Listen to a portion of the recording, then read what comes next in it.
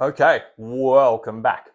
So, one of the big questions we get asked, especially with people that have had some experience with partnerships, strategic or not, is how do I get insights into the opportunities of a really big distribution partner that has all of this access and all of these reps, and I can't get simple answers on when deals are, has the co-sell progressed, and what stage we're at. Now, let's just say people fucking hate getting checked on. And the people that hate the most getting checked on are salespeople. The people that hate even more than that are VPs. Generally, you're going to have a VP with a whole group of salespeople supporting you in your co-sell. Two people that hate getting checked on. They hate getting checked on by their leadership, and they're probably going to hate getting checked on by you. So how do we avoid this problem? Really, really simple. We want to remove the awkwardness and resentment, as well as drive engagement and empowerment and unlock your unfair advantages as a team again and again and again. So first of all, we need to lay some foundations, set a ritual, and then last but not least, just have common questions that we always ask that are really, really helpful for a founder to ask. One, for your own learning, but you've got a particular presence about you and you should use it. So the first thing we do when we're doing a co-sell is really in our mutual success plan, we establish a value for sales. Like what's something that is saying, a ritual, or maybe even one of our values from our company that we can take and repurpose that really makes everyone excited about the deal. For us, it was be fierce. So we used to say, are we really being fierce enough with this prospect or client? Our counterparts loved the be fierce, loved it. So it became how we started every sales and partnership management meeting. So when we went on a QBR and we're checking on the pipeline and we're about to war game a deal where we'll probably check, hey, where's this opportunity at? Where's that opportunity at? We would always sort of focus the call on where we needed to be fierce. That framing of being fierce, which we adopted as a team, became super successful in making everyone feel comfortable and recognizing this was a different type of sales management call. Secondly, we had a ritual. The ritual for us was the war game. The idea that anyone in any team could call for a perspective and not lose anything, not get any pressure, not get any backlash. Sort of a Chinese parliament where the problem was presented and everyone could lean in. Everyone could call one of these sessions.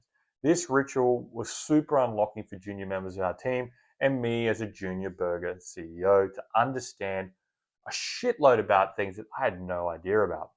The idea of being able to call a war game where you're stuck fundamentally over the comes of, I'm stuck, I'm going to hide this opportunity somewhere. No, let's bring where we're stuck to the surface. Let's give it a really cool name like a war game, links to our BFierce value. Unlocked people we hadn't met, made people excited to run a war game. And as you've seen, it's something you've seen in our counterpart community. It works. It takes the idea of sales is on someone's shoulders and it's a team effort and it's creative, not constrictive. The last thing is I always used to ask the same 8 questions when we got to deal qualification. So we were at discovery, moving to business case. Should we put the resources in to do the business case design as a partnership? The first question I would always go, the partner would go, hey, Tom, do you want to run your questions? I'm like, you can run them or I can run them. But we used to call them the CEO questions. If we were the CEO of this partnership, who and what would you ask before we made an investment with a potential prospect? The first question we would ask is, do we have a counterpart? You all know what that is. Do they see and recognize our unfair advantage, and do they have the incentive to change and grow? 2, are they value aligned? As you see our partnership values and the impact on the lofty vision, are they all in or are they not? Number 3, even though we have a counterpart and their value, do they have a quantifiable pain point that our joint offer resolves? Number 4, do we understand how their business model works and how they work with customers? If we don't, we better go find out before we lock in a business case discussion and we leave something on the road or we come across a little bit silly. Number 5, are we communicating effectively to all members around the buyer themselves, their team, those that are sponsoring the deal, the committee. Do we actually have the right message? Is everyone really value aligned? Do they recognize the quantifiable pain point? And do they know that we understand how their business works and how this fits into the greater picture? If we haven't communicated that yet, we better plug those holes and get on one page. We definitely can do that. 2-page business case is a really good way of doing it. Check the guide, you'll notice it. It's in my extra tools, or run my Mammoth Hunter course, it's in there. 2-page business cases are a great way of getting everyone on the same message. Number 6, do we understand how they buy and their buying process? Really simple. If we don't run the business case meeting. If we do, awesome, because we might need people in that business case meeting that reflect their buying process. Number 7, is there a critical alignment date?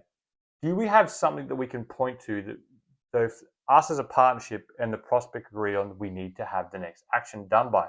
Does it link into something that they're doing strategically that's already on their roadmap? If we have that alignment and that mutualness, chances of close are high, worth investing in a business case.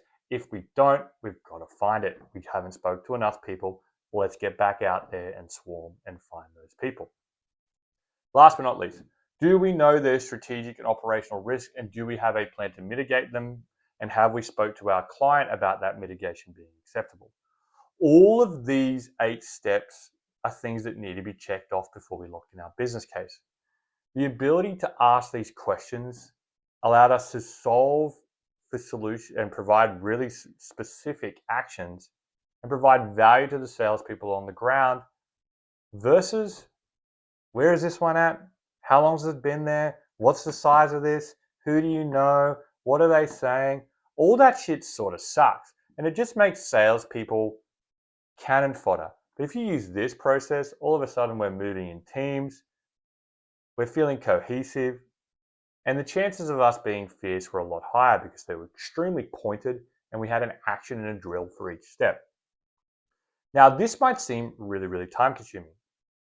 Fundamentally, it is the first few times, but once you get in a flow, people really lead into it because it allows them to ask for help at every stage. And as you grow and scale your partnership, you're going to attract more and more executive attention.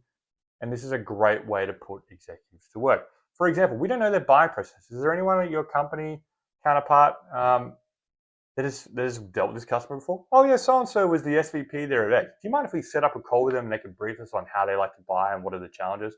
Boom, eureka, we've daisy chained in another SVP to talk about our vision, lofty partnership narrative. We may have even found a counterpart. Great success. So that is how we used to do sales management with our partners, to see where deals were, to add value to those deals, and really increase the amount of revenue that came through the doors by making the sales team feel enabled and empowered versus overwhelmed with requests, unsure who to ask for help, and frankly, their backs against the wall. If you get to a point where your back is against the wall with your partner and it's full of awkwardness and resentment, it's you can retrieve it, but you sort of lose a lot of the energy that you built designing the code solution and getting out there with the joint offer. These are my tips.